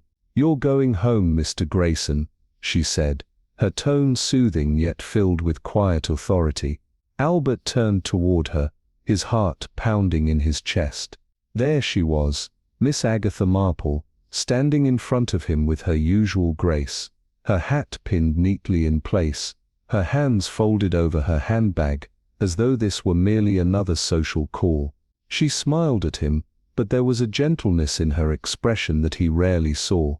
"I do hope you haven't suffered too terribly, dear," she said, her voice as pleasant as ever. It was all quite unnecessary, really. Tears welled up in Albert's eyes, his body trembling as he exhaled a shaky breath. You saved me," he whispered, the words barely escaping him. Miss Marple tilted her head slightly, offering him a small smile. "I merely saw what others were too blind to see," she replied modestly. "But let's not dwell on such unpleasant things. I believe a cup of tea is in order, don't you?" By the time Miss Marple and Albert returned to the village, the news had already spread like wildfire. Henry Pemberton and Emily Carter had been arrested at Pemberton Manor, their protests met with the cold, hard truth of the evidence against them. The villagers buzzed with gossip, eager to discuss the shocking revelations. Mrs. Hayward, the postmistress, was beside herself with excitement. "Imagine," she exclaimed to anyone who would listen, "a murderer and a perjurer right under our very noses." At the Foxhound, the regulars whispered in hushed tones. "I always thought there was something slippery about Henry," muttered Mr. Needham, the butcher. "And Emily," added Mrs. Finch, the vicar's wife, "so mild-mannered, yet she was an accomplice all along." Inside the sitting room of Pemberton Manor, Henry Pemberton sat stiffly, his hands cuffed before him as Inspector Caddock read him his rights with cold precision. "You had everything to lose, Pemberton," Caddock said, his voice flat and disinterested. "You were too clever by half." Henry smirked, though a nervous flicker in his eyes betrayed him. "Perhaps," he admitted, his voice laced with tension, "but one does try to be ambitious, Inspector." Emily Carter, sitting beside him in a trembling heap, was far less composed. "I didn't know," she whimpered, her voice barely audible. "I never meant for any of this to happen." Miss Marple tutted softly, her gaze sharp as she fixed Emily with a piercing look. "Oh, my dear," she said gently, but firmly, "but you did know, didn't you? And that, I'm afraid, is the whole point, isn't it?" Caddock nodded to his men, signaling for them to take the two away. As Henry was led out, he cast one final lingering look at Miss Marple. "You truly are remarkable, Miss Marple," he murmured, his voice tinged with grudging admiration. "I underestimated you." Miss Marple gave him a pleasant smile, her eyes twinkling with a quiet satisfaction. "A rather common mistake, I find," she replied, her voice light but her words carrying a sharp edge. With that, Henry Pemberton was taken away, his ambition crumbling like dust in the wind, leaving only the faint echo of his defeat behind. Later that evening, Miss Marple and Albert sat in her cozy cottage, the fire crackling softly in the hearth, the room filled with the comforting scent of freshly brewed tea. Albert, still slightly dazed from the events of the day, turned his teacup in his hands, his voice barely a whisper. "If you hadn't intervened, I would have died today." Miss Marple, ever composed, gave a small nod as she stirred her tea with measured precision. "Yes," she said simply, her gaze thoughtful, "you would have." Albert looked at her, something unreadable in his eyes. "How did you know, Miss Marple?" he asked, his voice thick with a mix of awe and disbelief. Miss Marple smiled faintly, her sharp blue eyes twinkling as she looked at Albert across the small cottage table. "My dear Mr. Grayson," she said in that soft, almost melodic tone of hers, "the truth is always there, if one knows where to look. People do give themselves away, you know." Albert let out a soft, disbelieving chuckle, still trying to make sense of the whirlwind events that had unfolded around him. It all seemed so obvious now: the stolen will, the fabricated alibi, the incriminating letter that had been so easily dismissed at first. He almost felt foolish for not seeing it sooner. Miss Marple took a delicate sip of her tea, her fingers steady as ever, betraying nothing of the intensity of her thoughts. "Yes," she agreed, her voice calm, "insight tends to be remarkably insightful, doesn't it? But the trick, you see, is to recognize the truth before it is too late." Albert set his cup down, exhaling slowly, his mind still struggling to catch up with the revelations. "And now?" he asked quietly, his voice laced with uncertainty. "What happens now?" Miss Marple patted his hand reassuringly, the gesture so gentle yet somehow filled with an unspoken power. "Now," she said with a smile, "you go back to your quiet life. You continue your work and you let the village tell your story in whispers over tea." Albert chuckled softly, the tension in his shoulders easing slightly, but then, with a wry smile, he asked, "What about you, Miss Marple?" Miss Marple's eyes sparkled with mischief as she glanced at her knitting, her hands effortlessly working the needles. "Oh, I shall remain exactly as I am," she said cheerfully, her tone light, but there was something more in her words, something cryptic. A dear old lady, with a rather overactive imagination. She looked up, meeting his gaze. "And as for the rest," she added with a twinkle in her eye, "it's all rather amusing, don't you think?" Albert's gaze lingered on her for a moment, still unsure whether to believe the depth of her knowledge or the playfulness in her manner. As the fire crackled in the hearth, casting a warm glow across the room, the village outside had already begun to settle into a new strange normal. The scandal of Sir Geoffrey Pemberton's murder, once the talk of every corner, had transformed into the gentle murmur of daily life, whispered over morning deliveries, dissected during afternoon tea, and embellished, of course, in the retelling. Yet Miss Marple had no need for embellishment. She already knew exactly how everything had unfolded, every twist and turn, every hidden truth. The case was closed, and in her quiet satisfaction, she rested in the knowledge that justice had been served. Albert Grayson was free, his life returned to him. Henry Pemberton and Emily Carter, meanwhile, sat in prison awaiting the inevitable consequences of their actions. The village, with its quaint charm, would continue to move forward, blissfully unaware of the darkness that had almost consumed them. But as the evening deepened, Miss Marple's brow furrowed slightly. Was there truly victory in all of this? A wrong had been righted, yes. But the world outside, she mused, remained as it always had been, full of deception, selfishness and greed. For every Albert Grayson, how many others, less fortunate, had not been saved in time? How many lives had slipped through the cracks? She sighed softly, taking another sip of tea, the warmth of it contrasting with the cold, unspoken truths in her mind. "People can be quite wicked, you know," she murmured, her voice distant, as if to herself. "But they always leave a thread to follow." That at least was a small comfort. She glanced out the window, where the last golden rays of the sun stretched lazily over the rooftops of the village, casting long shadows across the cobblestones. Life as always would go on. There would be garden parties and church fetes, scandalous letters delivered with the morning post, and more than a few cases of petty gossip masquerading as concern. And somewhere far off, in some quiet corner of England, another mystery would begin to unfold, another puzzle waiting to be solved. Miss Marple smiled faintly to herself, a small knowing smile. For now, though, there was tea to drink, knitting to finish, and the quiet satisfaction of a job well done.